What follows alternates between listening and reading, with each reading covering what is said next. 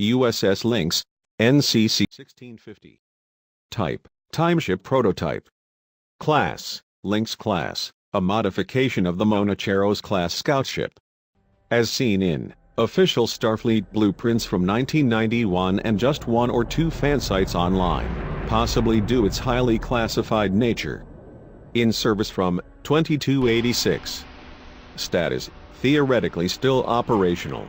Not only is this starship unconventional in its design and thus have an extremely cool appearance, but it's also not very well known at all, even among the hardcore Star Trek fanbase.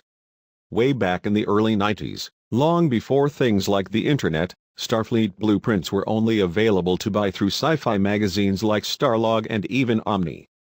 However, they were still considered canon since they came from official sources. The USS Lynx achieves retrograde time travel through the precise application of the cold start formulation of the primary warp engine.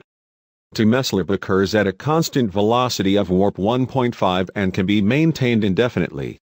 Cold start of warp drives is dangerous using normal warp configurations because of inadequate heat dissipation properties of primary and secondary intercoolers away from the matter-antimatter intermixed chamber. The USS Lynx is outfitted with intercoolers rated 300% over standard dissipation rates to cope with increased heat buildup.